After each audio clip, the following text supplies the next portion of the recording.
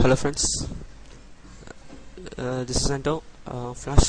Flash tutorial தமிழில் இப்போ நான் எப்படி ஒரு வெப்சைட் ஃப்ளாஷில் செய்கிறதுன்றதை சொல்லி தர போகிறேன். அதுக்கு நமக்கு தேவை Adobe Flash CS3. நான் CS3 யூஸ் பண்ணுறேன். இப்போ CS4 CS5 வரைக்கும் வந்துச்சு. பட் நான் இப்போ நான் Flash CS3 தான் யூஸ் பண்ணிகிட்ருக்கேன். ஒரு ஃப்ளாஷ் மாதிரினா நான் ஒரு ஆல்ரெடி ஒரு ஃபைல் வச்சுருக்கேன். இந்த மாதிரி, அதாவது ஹோம்ன்ற கிளிக் பண்ணால் ஹோம் ஃபீட் ஆகணும். டிபார்ட்மெண்ட், ஸோ டிபார்ட்மெண்ட்டுக்கு ஏற்ற பேஜ் வரணும். அதாவது இந்த டிபார்ட்மெண்ட்ன்ற டேகை கிளிக் பண்ண உடனே அதுக்கேற்ற பேஜ் வரணும். ஸோ கண்டென்ட் கிளிக் பண்ணால் ஸோ கண்டென்ட்டுக்கு ஏற்ற பேஜ் வரணும். ஸோ அதேமாதிரி அபவுட் அஸ் அதுக்கேற்ற இன்ஃபர்மேஷன்ஸ் வரணும். ஸோ இதை கிரியேட் பண்ணுறதுக்கு இந்த மாதிரி ஒரு ப்ராஜெக்டை வந்து நம்ம ஃப்ளாஷ் யூஸ் பண்ணி கிரியேட் பண்ணலாம் ஈஸியாக. ஸோ அதான் இப்போ நான் டீச் பண்ண போகிறேன் உங்களுக்கு. Okay,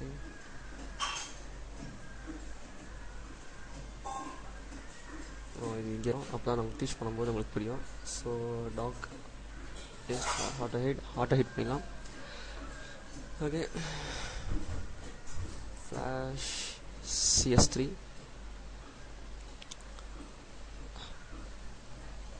Adobe.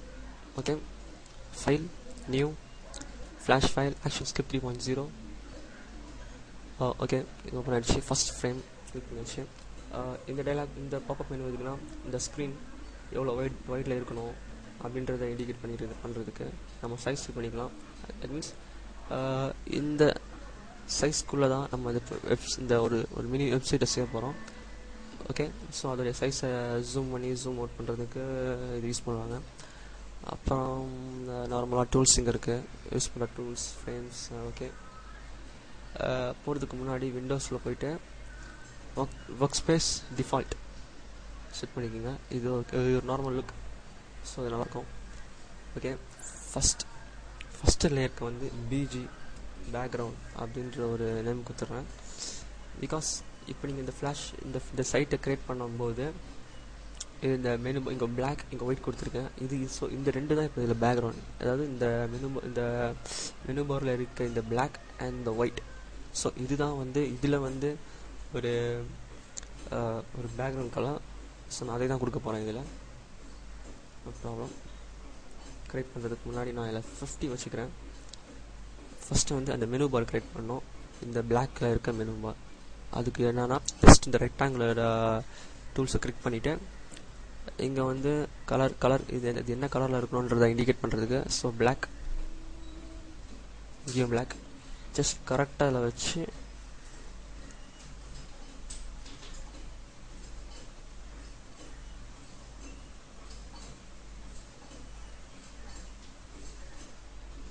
ஜஸ்ட் ஒரு மெனு பாருக்கு வர மாதிரி ஒன்று இது. நெக்ஸ்ட் அதே ரெக்டாங்கிள் கிளிக் பண்ணி கலரை சேஞ்ச் கலர் சேஞ்ச் பண்ண நான் இங்கே ஒயிட்டாக விட்டுறேன். இப்போ உங்களுக்கு வேறு ஏதாவது கலர் வேணும்னா ஜஸ்ட் சேஞ்ச் பண்ணிவிட்டு கூட நீங்கள் இங்கே இந்த மெனு பார் போட்ட மாதிரியே நீங்களும் போட்டுக்கலாம்.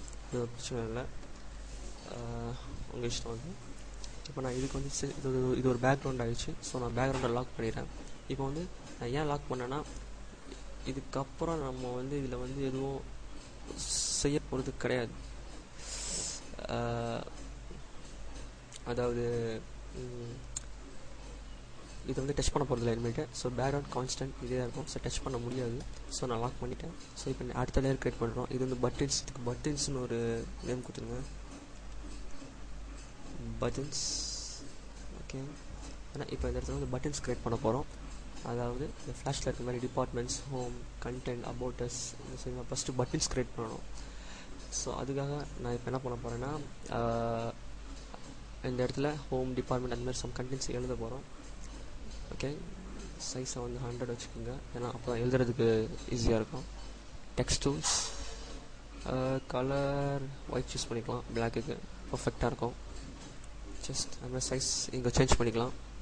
சைஸ், போல்ட், இட்டாலி, அலைன்மெண்ட்ஸ் எல்லாமே இருக்குது.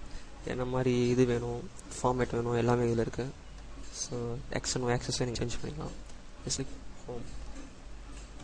ஹோம், அதே மாதிரி ப்ராடக்ட்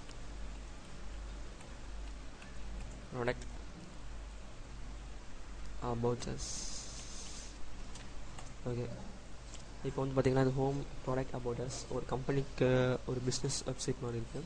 ஸோ இது வந்து ஹோம் ப்ராடக்ட் அபவுட்ஸ் ஒரு ஒரு ஒரு ஈக்குவல் ஸ்பேஸ் டிஸ்டன்ஸில் இல்லை, மேலங்கிலேயமாக இருக்குது. ஸோ இது வந்து நம்ம ஒரு ஆர்டர் ஆடிக்கணும். ஜஸ்ட் அதனால ஜஸ்ட் செலெக்ஷன் டூலில் கிளிக் பண்ணி நம்ம இதை ட்ராக் பண்ணி நம்மளுக்கு ஏற்ற பொசிஷனில் வச்சுக்கலாம்.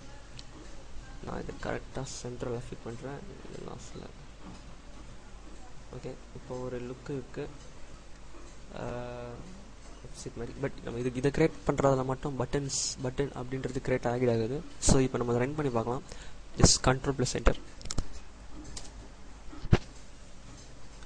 ஓகே, இங்கே பாருங்கள், வெறும் நம்ம செஞ்சுருக்க பேஜ் மட்டும் அவுட்புட்டில் வருது.